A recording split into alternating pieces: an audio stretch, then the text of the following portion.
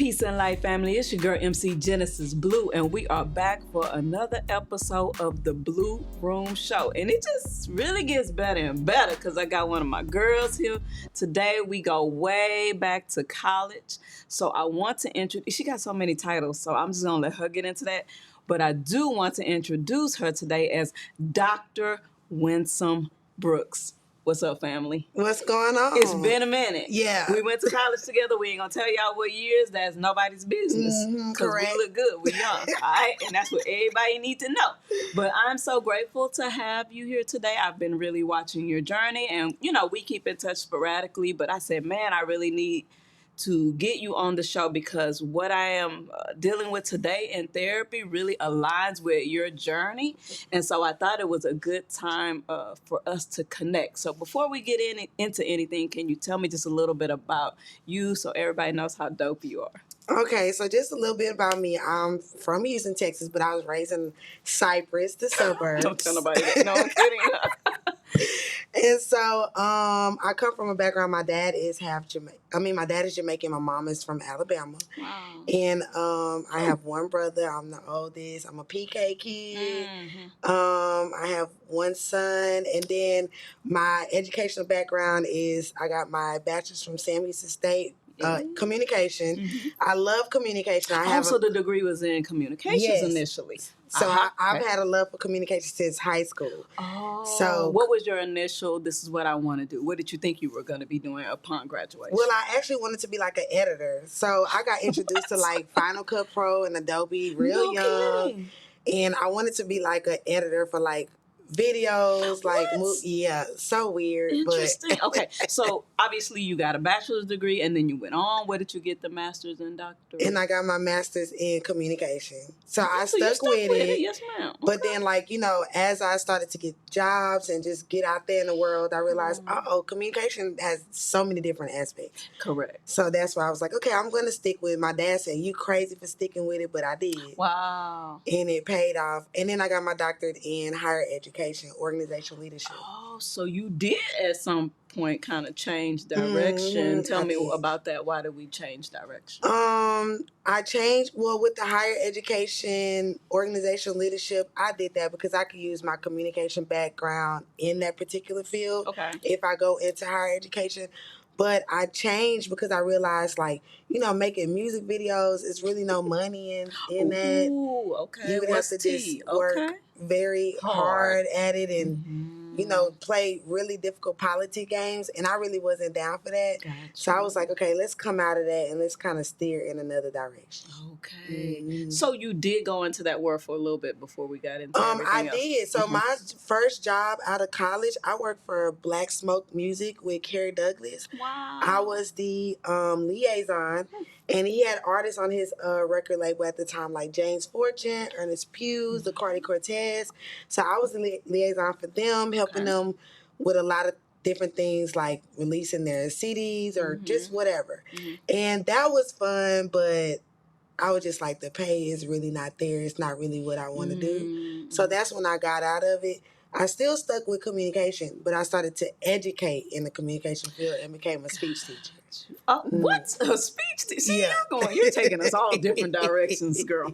Okay, so upon becoming a speech teacher, were you already married and stuff, or did that come later? That came, so let me think. I got married in 2011. So yeah, all of that happened around the same time. Around the same time. So I'm getting married, in a new relationship, getting married, new career. Starting a new career. So let's start there then. What was that like for you?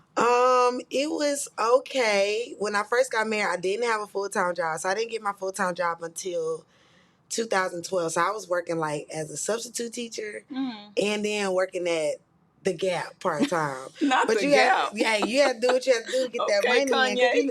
Because you know how it is. Like, after you get out of college, you might not immediately find a job. And I didn't do any internships like I should have. So it was that typical struggle that most college graduates face. I faced that. Exactly. And I met that person right out of college. And then I got married and then tried to do the life thing that mommy and daddy taught me. There you go. That's what I want to talk about. Stop right there. Stop right there. So let's talk about, as women, and specifically as black women, what sort of was instilled upon you as your vision. You had to be a boss, you had to be the most educated, and you had to be a great wife. Like, is that what it was giving in your environment? So let me go back. Like, I'll talk about the background of what I seen when I was growing up. Yeah.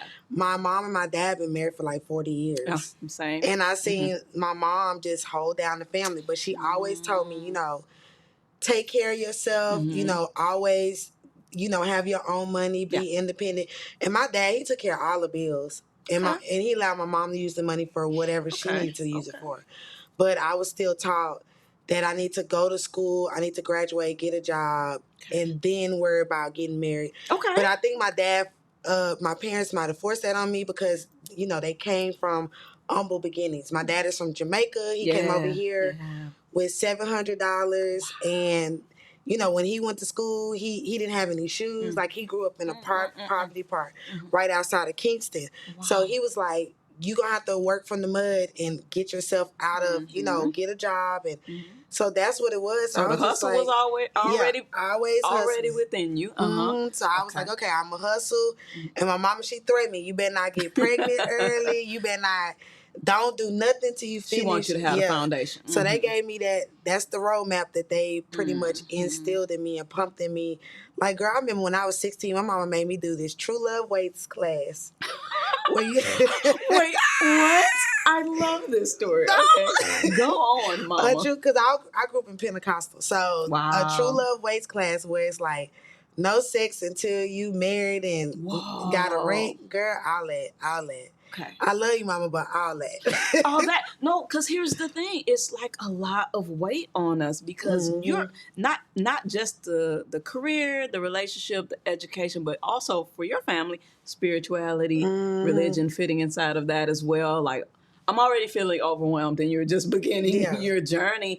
But those are kind of the weights that are placed on us. And by the way, did you have male siblings? And what was the difference in how... Or was it all the same? Yeah, so I have a younger brother, so he's like 4 years younger than me.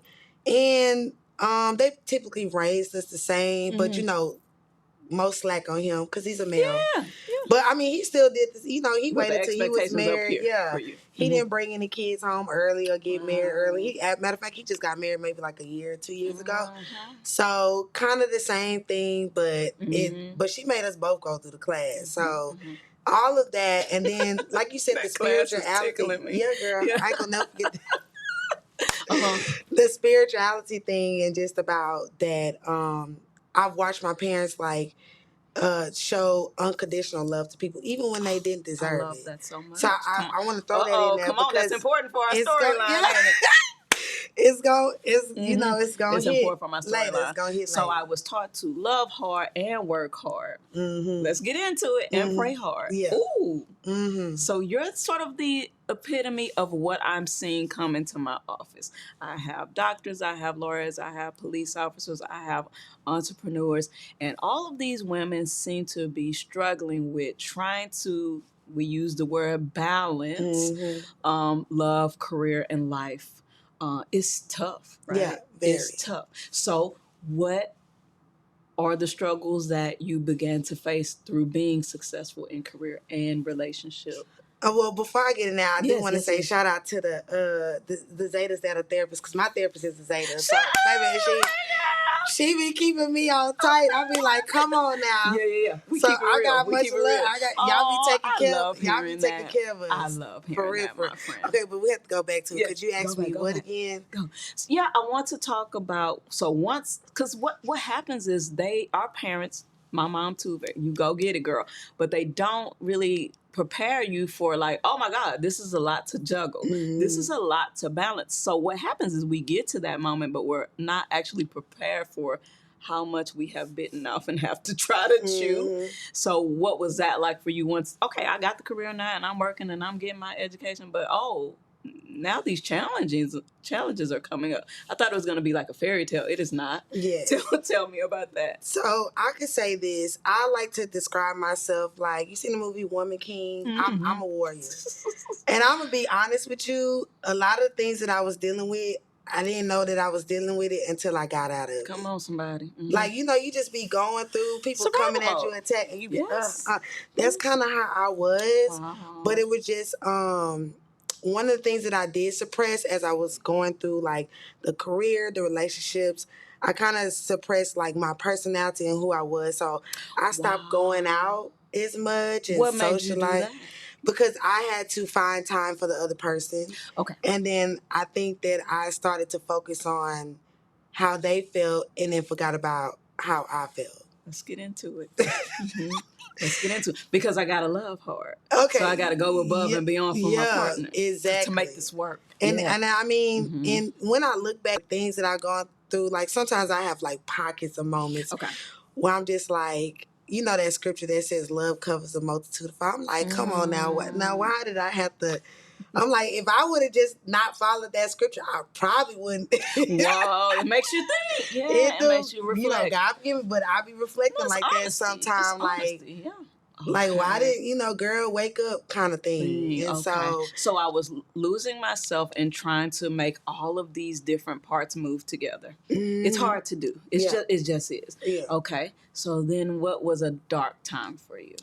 So I will say this. So just a little bit of backstory. I was married for 11 years. Wow, and so I dealt now I see like in my, in my age group, a lot of my friends now are getting married, and I'm like, okay, congratulations. But now the way my perspective of marriage is like totally different because I've seen so many dark things that happen in a marriage. Like in typical marriage, you lose your job, somebody gets sick. Come on, somebody. All of that. I've seen all of that play out yes, just because I got married pretty young in that time span. So one of the dark moments was like having to carry the entire household while the other person was sick. The other person fell sick and coded for like 3.5, 4.5 minutes. And I was there to like save their life. But that was dark because I was just like, oh my God, I wasn't expecting this. I was actually planning a funeral. Because the doctor was like, we don't know when that person is going to wake up. You're kidding. And I was like, man. And that was how long into the relationship? It was about, I'm going to say like 5 years into the relationship. 5 years into the relationship. Yep. He took sick and almost died. Yep. And I mean, I dealt with some things before that, like, other things, like, you want to go out there and have fun, play the field, that kind of thing. I dealt with a lot of that before that event. And you just saying to yourself, when you're married, because that's I was what just I saw. like, love, that's what I saw. Growing up, I saw forgiveness. I saw unconditional love. I love like, this conversation. Mom, like, sometimes I look at my mom like, why are you like this? The people that I would cut off and cuss out, she be like, forgive. No. Oh my God. She's forgiving. And so, and I just see her work with so many people. And then I saw her and my dad work together. Yeah. So that's what I was like. And then I'm going to say this, in that particular situation, I was like the first Black woman that person ever had in their life broke his heart. I don't want to be the second one. Wow. The one that brought him into this world. Gotcha. She broke it, so I didn't want to be that person. Okay. So I was like, I'm riding to the wheels fall off. Even against my better. Even against myself. Yeah. Man, that's something. I'm a warrior. Like when you're a warrior, you will at some point sacrifice yourself save someone else. But then there come a point in time, if they don't want to save themselves, then you're going to have to pull out. We're going to rewind that and say it again. And I tell people all the time, one of my favorite quotes is, don't save someone else from drowning by sinking yourself. That doesn't make any sense. They're going to let you sink. They're going to put their hand on your head and try to get the air, and they're going to push you all the way down. Don't let them do it. Yeah, amen. I love that. Okay, so he makes it through. I think that's when I start to really see your journey on social media, because then you guys ended up marrying the marriage and the business together, which is even more of like, whew, okay. So what was that like, the journey with starting a successful business with your partner? So I was very apprehensive because I ain't gonna lie, into it, we was going into it off the therapist's couch. Because so many things had happened, but like people were reaching out to assist, but I was just like, this is the oath that I took. Wow. So I'm gonna use my talents and assist. Because a lot of black men, they always complain about how they wish they, African American women would support them more and just things like that. Yeah. So that's when I was like, okay, I'm gonna step up and I'm gonna support. I'm not gonna kill a man's dream. I'm a rock with them, So that's what I did, and with that, I was able to find out. Because I really didn't like entrepreneurship. I like a consistent check. I like a consistent stability. Yeah. Yes, I like stability. But with that project and that task, I was able to find out how talented I was in certain areas, and it really birthed something in me that I didn't know that I had. So I am grateful for that. It was no accident. Coming forward. Everything happens for a reason. Gotta find the silver lining in something. That's definitely a silver lining, because you have really taken off running. Okay, so we had the business. It like went viral. It was very successful. A lot of it was you working behind the scenes. Yeah. So I mean, and that was all trial by error and just me learning from experience. Wait, were you still working? Yeah, I was. So I was still working. I was at the time, at the beginning, I was a teacher, and then as the business started to grow, my career started to progress too. I picked up a job at Texas A&M as a professor. What? And I worked there for a little bit, and I was, at one point, I was the only African American female in the comm department. Jeez. And then after that, I went to NASA, and then so as my career was growing, the business was growing How too. did you find time for all of these things? My God. No sleep. Just gonna keep it short and sweet. She did not sleep. No just so sleep. I was just, and then my gosh. Around that time too, I had started my doctoral journey as well. So it was new career, so tell doctoral me this. journey. Why that? Because you were already doing well. What makes us as black women like, I want more, I want to do more? Tell me. Well, I mean, I'm my dad's protege. So he's Dr. Duffus. Yusuf Duffus, shout out to him. And, just seeing what he did. Like I said, I love a good come up story. And my dad is like an epitome of a come up story. So I was just like, he didn't come over here for nothing. Let me keep going. Let me keep going, because he sacrificed for us. Wow. So let me keep going and, carry the torch. So that's why I just was like, well, I'm not going to stop till I get this doctorate. But again, the theme that I see with a lot of black women is everything is because of everyone else. I found myself in a doctoral program because of everyone else. I didn't even need a doctorate because as a therapist, I just needed a license. But I was like, but my family and no one in my family has done this. And it's just like, I worry about us always doing things for other people, because what would I have done differently if it was just for me? Do you think your storyline would be different? Absolutely. I mean, that's why my story different now, because it's about me. Come on, somebody, we gonna get there. It's about me. So at the time, the organization that you guys started, the business that you guys started, he was sort of the chef, and you were like marketing guru. Yeah. So what were you actually doing? He could cook the mess out some dessert, So that me not in the kitchen, not with the dessert. This not my ministry. Yeah, that ain't my ministry. So I just took, like I said, my background was communication, so I took that into play. So I knew a little bit about the PR. I worked in little different areas, and then, like I said, I worked as that liaison. So I started, like what I'm doing now with my new business venture. I just went on a PR run, and we started. No experience in that. Well, no you had a communications degree, but no experience specifically as a PR experience person. in that. And I mean, I was a little shy, but I'll give it to that person on their confidence to approach anybody, but went on the PR run, started writing up press releases, started sliding in people's DMs, sliding in people's emails, and the way that I formulated the message, it was like message worthy. That's right. And then that's when, because you took the story of him having his illness, and turning that into, oh, now this is a part of his health journey and our family health journey. So I brilliant, did that. Brilliant. Look her up. Brilliant. We're not gonna get her no free press, but brilliant for her. Yes, go on. So I took that, and then that's when we got in contact with different celebrities. And this is an interesting. I went to interesting story. I went to a comedy show, and I love Wildin' Out. Well, my favorite comedians are Carlos Miller, DC Young Fly, and Chico. Okay. So I went to this comedy show that was like in a hole in the wall, and they was there. And I saw this guy on stage. Okay. That's my homie, Chanel. And I said, he looked like he might be the one in charge doing all the booking. So I went up to Chanel, and I met Chico and Carlos that night. And I went up to him, and I'm like, hey, let's come back with some good dessert. Whoop-de-whoop-de-whoop. I promise. And then Chanel was like, all right, come back. So we came back the next day. Okay. And then we was backstage with Chico and Carlos, chilling. They was chopping on the cheesecake and everything. From that little incident of me just being very brave and just approaching them, I met Nick Cannon, open up the 50 Cent. Just hit. We hit a lot of people. Whoa. And I was just like, wow, here's the cheesecake and here's what we do. Yeah, and they were just really cool.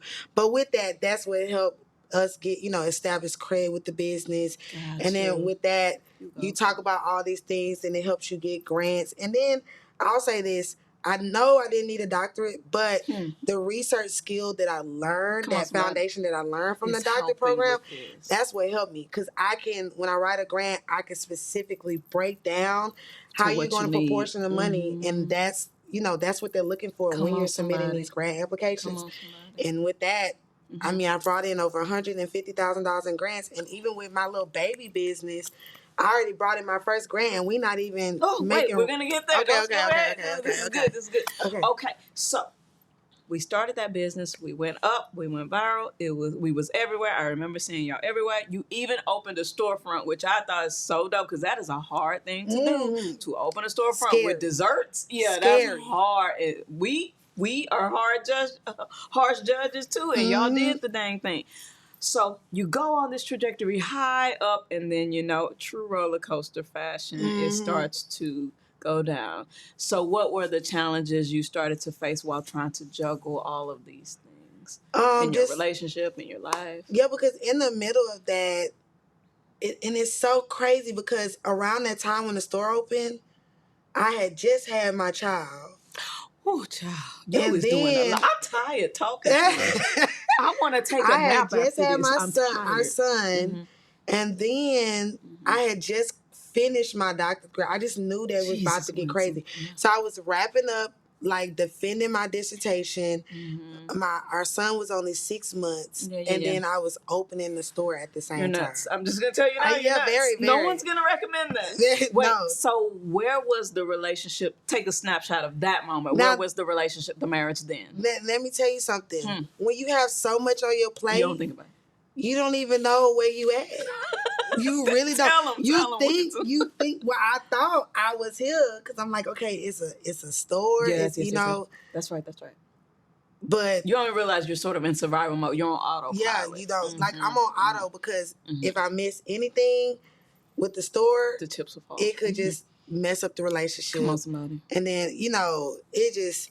There was some times that I was at the store with our son and had him in a playpen in the back. Jeez. And I had to fill in because I also ran the books. And financially, when you look at it, it was like, it would be better for me to come in the store and keep the money in-house than to hire. We had employees, who gonna have do the have job. Them come up, have them come in nah, let's just keep the money in on this one. Okay. Because the way we looking at this, and I could tell, the way that I was so involved in the business, I could tell at least a month or 2 months in advance whether or not we was going to hit marks. Whoa, so I'd be like, okay, good. We in September.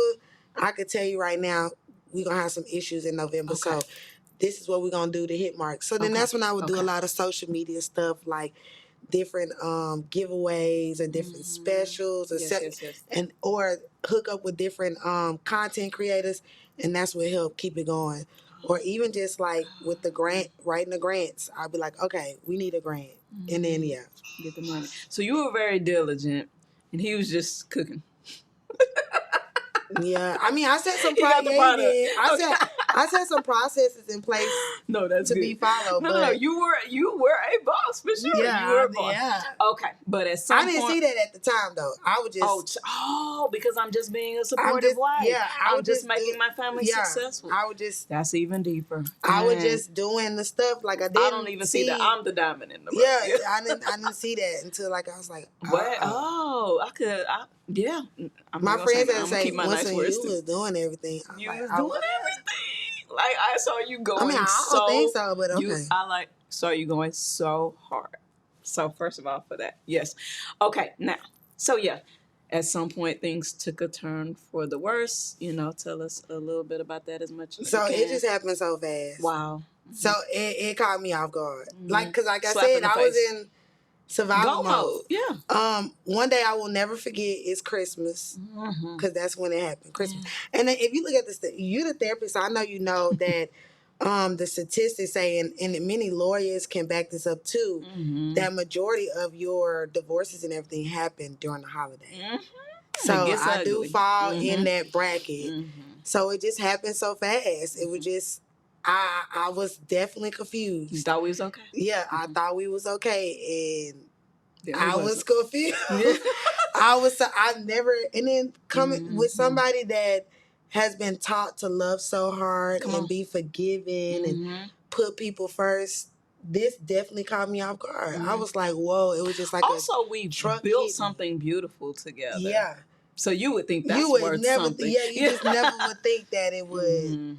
But it did. Okay. It just happened so fast that at one point, the collective over there was trying to fire me from the business. Huh? I was receiving emails, and I was like, I purchased the LLC. And anyways. Come on, somebody. Because you knew the rules. Yeah. And I was like, obviously, I'm not no dummy if I've done all of this. Yeah. So it just happened fast. So the relationship and the business became rocky at the same time.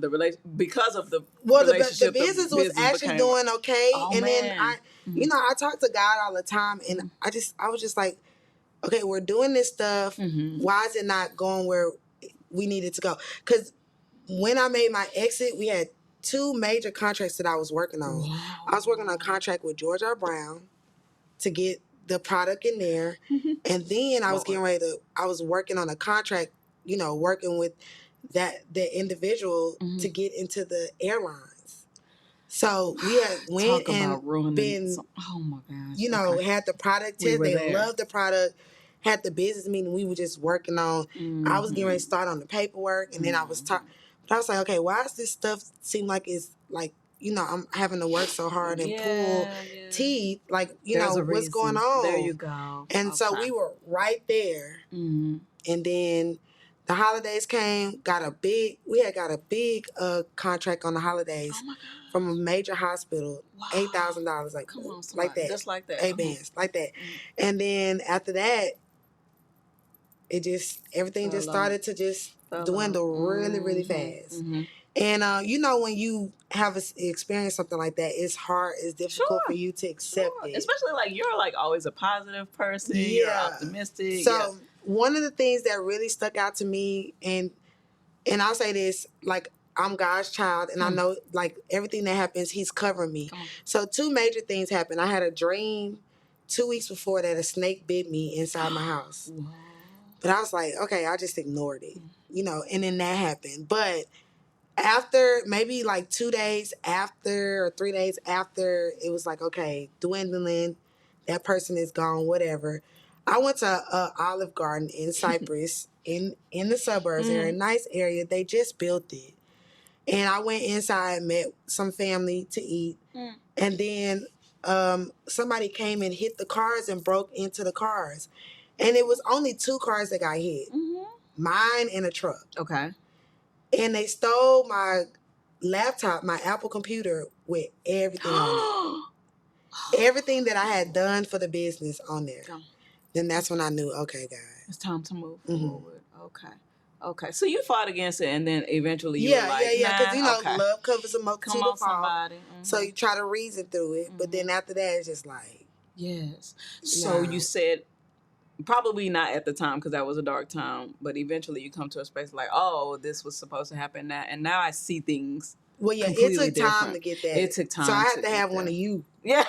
If you ain't got one of her, you need to get it. You need to get it. So did you feel broken? Did you feel betrayed? Did you feel let down by God? There's a lot of things people everything. Say. All of the things. Because here I am, I'm grinding, I'm hustling, I'm doing everything I said I was going to do. That's what I'm saying. But because I've had other friends that have gone through maybe something like that, but it's like you do everything according to, I don't want to say right, but you follow the blueprint. I followed. Yes. I was like, I followed the script. That's what everyone said. I'm following the script. What's the problem? I waited. Like, we were married for 8 years before we had our son. Let's talk about it. Yeah. I waited because I was just like, I waited till we were stable. I waited till we had our stuff together. Yes. Yes. I wanted to give both of us time to kind of settle.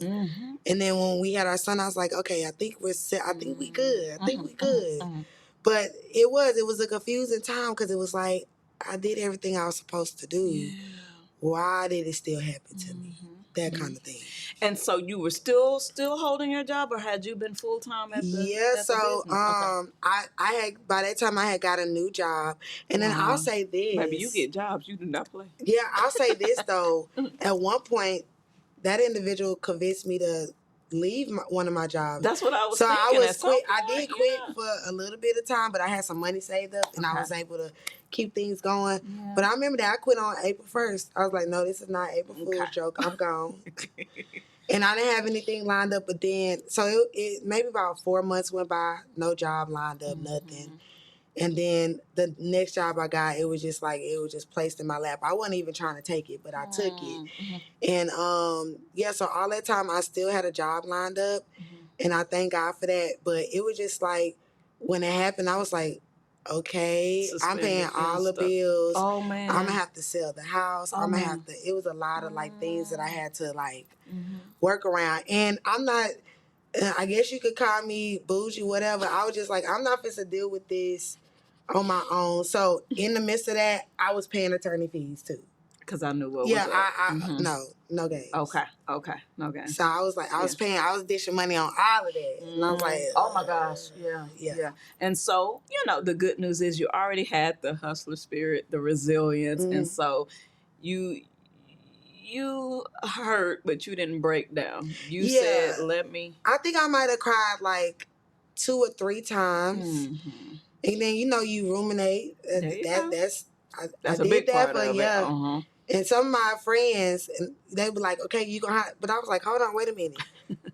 My marriage lasted a long time, probably longer than most people Come on, somebody. Yes. Experience. It's true. Okay? It's true. So I am allowed to grieve. It's grief. Yeah. It's to ruminate, and because it's a lot of things that I had to just go through. It also warps your reality. I don't think people understand that what you thought was going to be. Because again, you did. Because I was like, okay, we about to be this power couple. It's about to be that's obviously new us.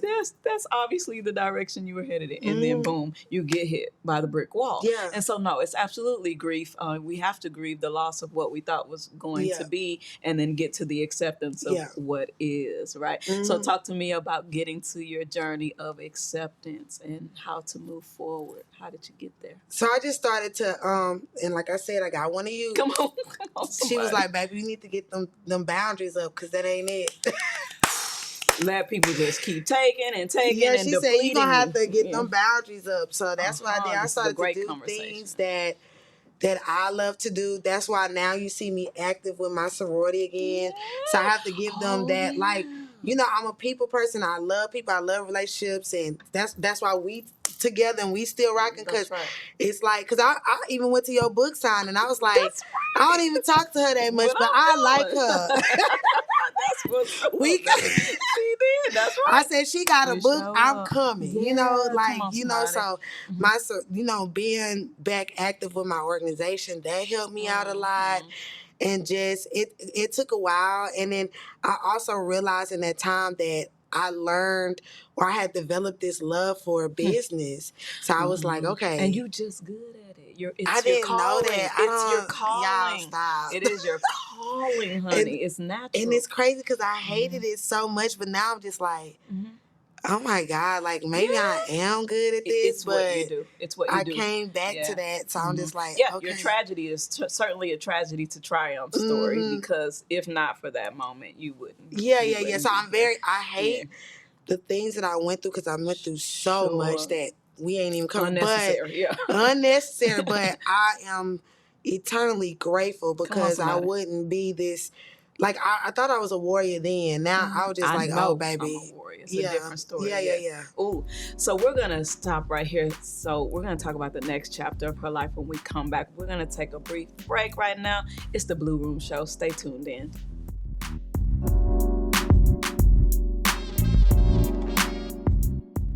Ooh, y'all, we are in the Blue Room, and you know what's up? The Blue Room is the place where you come to have these really good conversations. Everybody wants light, love, and laughter. But guess what? We have this slot right here, just right here where I'm talking right now, where you could put your cell phone, homie. This is your time where you can have an advertisement of whatever you want to promote yourself. Get those views up, you know what I'm saying? So if you want to participate in the Blue Room, hit us up at theblueroomshow@gmail.com. Peace. You know what I can't stand? When couples come to me when they're already at each other's throats. Either they're headed toward divorce, or worse, they never even make it to the altar. You know what I found out? Is because couples are so busy planning the wedding that they forget to plan the marriage. We gotta stop that, y'all. So I've created a program, Foundations for Forever, where we break down the essentials of a healthy marriage, from communication to handling disagreements, and then overall how to build dreams together. I do's are good, but I wills are better.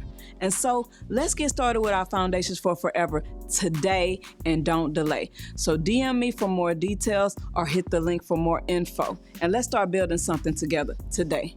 Peace. And we are back. It's your girl, Genesis Blue. I'm here with Dr. Winsome Brooks, and we are having a beautiful conversation. This work-life balance, this love-life balance, she is the poster child for it. So we had our dark times, Winsome, but you have since turned the chapter in a beautiful way. I love seeing, I don't even remember, how long ago have you gotten divorced? Oh, it's been about a year and a half, separated 2 years. Baby, the comeback has been epic. So let's get into the comeback. So you turned the chapter. So you're no longer, you had to let go of that, but you recognize that you did have a business sense. And so what was the next chapter like for you? How did you get going in that direction? Yeah, just, just working on myself. Yeah. And then, like when I started to get back to me and I realized that I did have a business sense, I was going to go into like, well, I'm good at grants. I know the marketing. So originally I started out with this company called Bliss, because I was just thinking like in my next chapter, I just want to be happy and, so I came up with Bliss. Okay. But then I was like, I don't want to service people like that. So I used my, my foundation for my doctorate degree. I started doing some research and just stuff. And then I just had this like pivotal moment, like, I was just doing the mom thing, taking our son to soccer games. I've moved from married, now it's like single mommy, mommy. So I was just mom, and just also I did take that time to focus on our son because I didn't want him to be affected by, he was still a baby, but just affected by it. So I just make sure I stay active with him and doing things with him. So, and then you know what else I did? I took some time and traveled. Oh, come on, somebody. Because I was working so hard and I neglected myself, I hadn't traveled since 18, like right before COVID. Yeah. And I mean, when I got that divorce, man, I was in the Bahamas. I was in Puerto Rico. I was Colorado. I was everywhere. I just started doing things that I always wanted to do that I never did. Imagine that. Yeah, I never got around to. Yeah. So what was self-care like in that bubble versus this one. So when I was wife, career woman, business owner, mother, what was my self-care like versus now? Like self-care was just sitting at the house watching Jamie Foxx reruns and eating. Because it was pretty much non-existent. I have gained a lot of weight, so I'm like a stress eater. So that was my stressor. But I guess it's two different ways because it was just like, because after that, I mean, I stressed during the divorce, but it was a different stress because I lost a lot. I lost like 30 pounds. So, but now it was this, on this side, self-care is just going out, having fun. I'm outside. You gonna see her. She outside. Is, in fact, outside. I'll be outside. Yes, I don't have as many restrictions. Yeah. I have more freedom of movement. Yeah. Oh, I love this. I'm empowered now. Yeah, I talk to everybody. Like everybody. But this is empowerment. Yeah. Look at that. Everybody. Tell them something, Winsome. Everybody. I love this for you. So on this journey now, you're still an entrepreneur. Do you still hold a regular job, Chip? Yep, I do. So you're still doing all the things, but the difference, the shift is now me first, or at least I prioritize myself. Is that what I'm hearing? Yeah. Yeah. What are some of, if you had to think of maybe one or two lessons, what are the lessons I'm taking with me from those experiences to now? Just always be like, love yourself, be confident in who you are. And I'm sure we'll probably touch on this, just like me getting back out there, and even with the dating, like if I meet somebody like and they don't like me in that sense, fine. Because I mean, I've already been through enough. The worst of the worst is what. Yeah, and there you go. I know what kind of commitment it takes. I'm the prize. Yeah, like and I say this too. Because, when you, like, going through the divorce, you learned a lot of stuff, like, as far as how the legal system works and how after you've been married so long, a lot of things are community property. But one thing that was never community property was my mind. My mind was never community property. And that's why I'm able to keep going and be where I'm at. Because you can put everything on the table, but you can't put this. Yes. And he's not gonna have your ideas, your thoughts. Not my absolutely, mind. Your creativity. Yeah. Absolutely, that belongs to me. That is my intellectual property. I love that so much. I love you saying that. Absolutely. And so, let's touch on the dating. So, going from married hustler, married boss to single boss, what's that change like? It's interesting, girl. Like, these men gonna have to get with it. No. And let's talk about it. Are you seeing, because social media will say, it's harder for Black successful women. You would agree with that statement? I agree, girl, because I mean, if like I invite them over and they don't come over like that, but if I had somebody come over, some of them will get intimidated, like, oh man, like, you doing all of this? Yeah. Okay. This it's just y'all here. Yeah. Whoa. It is. And you have to deal with some insecurities and things like that. And I mean, and then what I need them to understand, like us, when we want love, support, affection, like, you could come in and be a truck driver. Yeah. But if you confident in who you are, you could get a woman like me.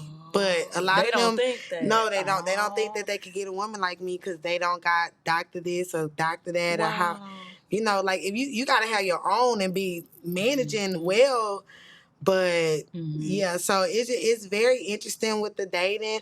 But one thing I've learned, it's okay to be by yourself. Like, don't lower your standards because you got them. And when them lonely moments come, them are just pockets of moments. Like, pockets of moments. And you just got to be strong. And don't forget your support and the love around you, right? It's okay to be by yourself. We're going on a tour together. We're going to have this conversation with people. Because my motto is, relationship is not the end game. Somehow in our mind, as women, we have got relationship is the end game. Yeah, I can do this and I can do that, but I need to be married. Or I need to be... It is not the end game. It is a beautiful thing. Yeah. I love love. Yeah. I love marriage. I love togetherness. But it is not the end game. The end game for your life should be love, peace, and happiness. Whatever that looks like for you, that might not be with a person. Yeah, because I could be a 10-year girlfriend. I'm good. I'm good because I be telling people too. Because happiness is the goal. That is. And I tell people too, when you get into a marriage, that stuff is some serious stuff because... It's very serious. Now, I talk to my friends now, like, when I'm on the dating scene, because I have so much perspective from being married, I'll be looking at, okay, who do I want to spend if I find somebody the next half of my life? Because I'm almost 40. The next half of my life with. And then we all know, and I'm not saying like wishing anything bad on anybody, but the next half of our life, we're gonna start experiencing things. Our knees gonna get bad and just sickness and stuff. And it's just like, this person that you decide to spend your life with needs to be the person you trust. If you get a stroke, good, bad, ugly, yes, right? Okay, it's so real and it's so serious. So that be my perspective. So when I look at it from that perspective, I'll be turned off half of the time because I'll be like, "You're not somebody I can trust to push me down the hallway." Yeah, or even I have friends that are going through divorces now. I said, get them off your paperwork because if anything happened while it's pending, it's trouble. On them. You're in trouble. So it's on them. You have learned lots of things. I have learned lots of things. So, but now, even though dating can be hard, you're happy because you're prioritizing your happiness and yourself and the things you love, and you're getting the self-care that you always needed. You were long overdue for. Yeah, and I'm still kind of learning like who I am and what I want, and then just figuring out, if I date someone, what is it that would make me be attracted to them? Because I've met some very, very attractive men. Very. But nothing's upstairs. And I was like, why did I not like him? He got a 6-pack and he take me out on dates. He pay for everything. I pay sometimes. But it's not clicking. Something not clicking. Got a nice job. I love? Like, I don't know. I love that you're open to love still. Yeah. Oh, you still love love. You still believe in marriage. I mean, I got there. I had to get there because at first I was like, no way. I ain't not doing happening. It ain't happening. I understand that. Okay, beautiful. So you say to yourself, oh, I do have this gift of business and creativity married together. That's how I kind of see you, because you're very creative in the way that you deliver your messages. And I think that that's a part of the story too. So then you came up with this new idea that I'm really loving, and it's called Melanated Manny. Tell me about Melanated Manny. So Melanated Manny is pretty much it's a subscription-based platform, pretty much where families can connect with melanated male caregivers. And when I say melanated, I just mean people of color, black, brown, anybody that feel like they fit in our culture. And the families can go on there and find them a male caregiver. And the male caregiver can be a mentor. You can pay them to mentor, pet care, child care. You can pay them to do tutoring. So it's not just for children. It's just for whatever you need that male to play a part in. And it's not to replace what you got, it's to supplement. Come on, somebody. Because if we look at the trend, the women are going to be holding the wealth in the coming years. We're going to be holding majority. That's the truth we have to face. Because it's majority of us are it's a lot of us in the workforce.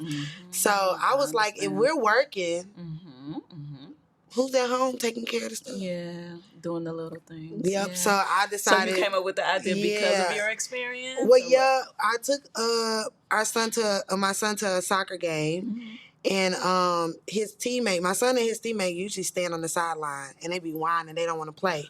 But this Saturday morning, his teammate got out on the soccer field, and I was like, this ain't the same kid that be on the side eating the snacks. And he actually scored his first soccer goal. And we was like midway in the season. And I was like, what's so different? And then I looked over and he had a male mentor on the side talking about, go, kick the ball. And I was like, wow, and it just kind of just reminded me how important it is to have a male present, a companionship, whatever that may look like for them. So it just made me realize how important it is to have a male. And so I was talking to one of my friends and I was like, I don't want it. It's not a dad. I don't want it to be a rent-a-dad. Yeah. It's more like they're just coming in. And then the next day, I saw this little article come up on Instagram that Kim Kardashian brings in a Manny for her kids because they don't always. And that was my confirmation. Oh, wow. I said, there you go, because you have countless of platforms out there promoting nannies, but you don't have anything promoting males. And you can look at the statistics and see the shift in the wealth and the shift in the women in the workforce. And I was like, yeah, these Mannies are going to be a thing. So my ultimate plan is to shift the culture, just like DoorDash shift the culture to curbside and Airbnb interrupted the hotel. I'm coming to disrupt a lot of things with this. So let's get into it. That's my dog. Yes. Okay. And you're running this all on your own? Yeah, I'm running it. So we're in 4 states right now. My first Manny and customer transaction happened in Florida. So I'm out here in Houston, but it happened out there. So I only had like maybe 2 Mannies in Florida, and one lady signed up, contacted a Manny in Florida to do something, and I get paid off a subscription. So you're paying me. It's almost like you join a dating website and you're paying the dating website to introduce you to the. You curate. That's what I'm doing. I'm just curating. People. You're brilliant. You're brilliant. No. I'm about to ask her to manage my career after we get off here. Because if I had someone like you, this would be easy. Yeah. So you're brilliant, and I love that so much. But, my favorite part of this is, because this is sort of one of my passions this year, is to get people in general, but specifically women, to stop just sort of balancing and juggling. We use that word balance, but balancing could be you just holding too many things. And we don't even know the weight. I like the word harmony, where things are working together. I know when to do more of this and less of this. I'm working in harmony. Let's move away from balance and let's go towards harmony. Balance has us taking more than what we need to be giving from ourselves, right?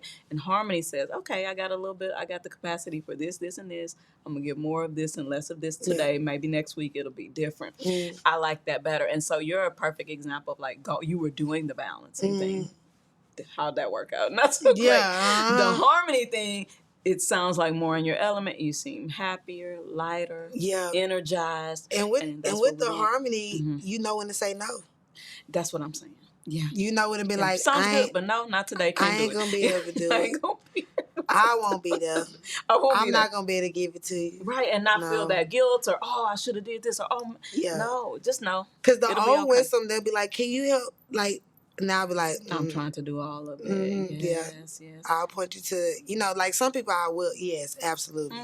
But now I'm like, make sense with my life, don't it? It gotta make sense. And it's got to be a reciprocation, because some people, I call them emotional vampires. They're just deplete you, leave you with nothing. We're not doing those people this year. Don't do those people this year. Yeah. So how can we find Melanated Manny? Because I do think it is the future. I think you're ahead of the game. How do we find you? So you can go to melanatedmanny.com, and then on all platforms, TikTok, Thread, X,